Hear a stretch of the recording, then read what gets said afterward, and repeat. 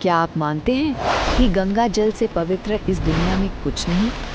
तो ये कथा आपकी धारणा को हिला देगी, क्योंकि एक समय ऐसा आया जब स्वयं जगन्नाथ जी ने माँ गंगा को अपनी रसोई की चौखट पर रोक दिया था। आप अंदर नहीं जा सकते।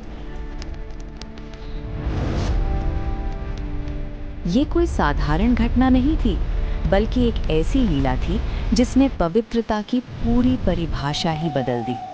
आज आप देखेंगे वो भयंकर टकराव जब ब्रह्मांड की सबसे पवित्र नदी का सामना ब्रह्मांड के स्वामी से हुआ।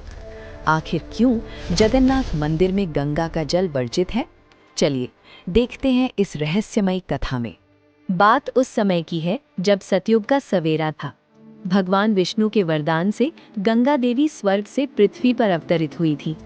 उन्हें ये अद्भुत शक्ति मिली थी कि जो भी उनके जल का स्पर्श करेगा वो निष्पाप हो जाएगा। धीरे धीरे तीनों लोकों में उनकी महिमा फैल गई। देवता, ऋषि मुनि और मनुष्य सभी उन्हें सर्वोच्च पवित्र मानने लगे। लेकिन यही से समस्या शुरू हुई। निरंतर मिल रहे इस सम्मान ने गंगा देवी के भीतर एक सूक्ष्म अहंकार यानी सटल ईगो को जन्म दे दिया। उन्हें लगने लगा कि इस सृष्टि में उनसे अधिक शुद्ध और पवित्र कुछ भी नहीं है। उन्हें लगा कि उनके बिना तो भगवान की पूजा भी अधूरी है। इसी अहंकार के मद में चूर होकर एक दिन गंगा देवी नीलांचल धाम यानी हमारे जगन्नाथपुरी पहुंची। उन्होंने सोचा कि जहां भगवान स्वयं विराजमान है, वहां तो उनकी महिमा और भी अधिक होगी।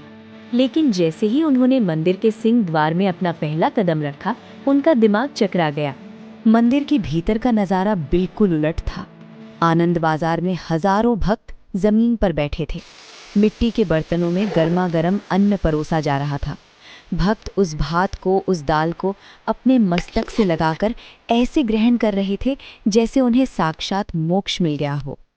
गंगा देवी ने गौर से देखा, वो अन्न कोई राजसी व्यंजन नहीं, बल्कि साधारण भात जैसा प्रतीत हो रहा था।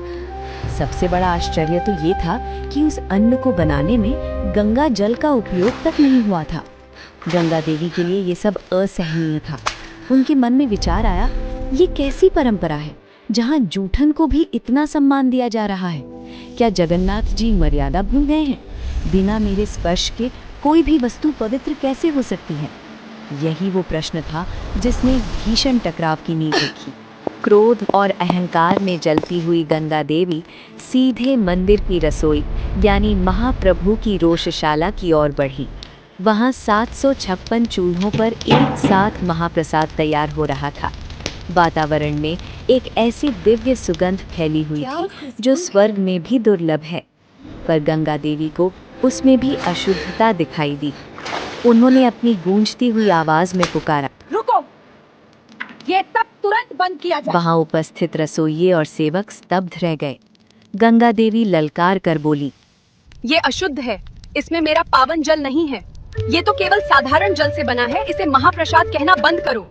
उन्होंने अपनी शक्ति का प्रदर्शन करते हुए मंदिर के उन कुओं के जल को सुखाना शुरू कर दिया जिनसे महाप्रसाद बनाया जाता था।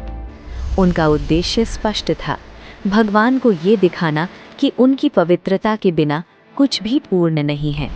जैसे जैसे कुओं का जल सूखने लगा, पूरी पूरी में तनाव फैल गया और तभी वो क्षण आया जिसने ब्रह्मांड को कपा दिया।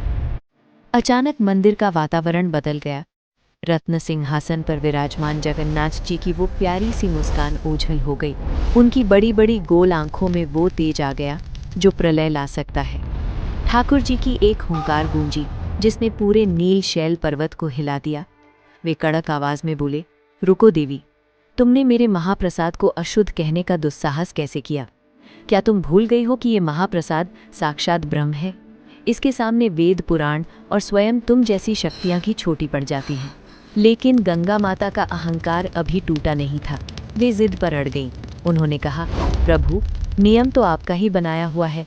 अगर मैं सबसे पवित्र हूँ तो मेरी अनुमति के बिना ये अन्न दिव्य कैसे हो सकता है? मैं अभी अपनी लहरों से इस रसोई को धोकर इसे शुद्ध कर दूंगी। जैसे ही उन्होंने हाथ उठाया, ठाकुर जी ने अपनी योग माया का आह्वान किया। अगले ही पल एक चमत्कार हुआ। गंगा देवी की लहरें जैसे जड़ हो गईं।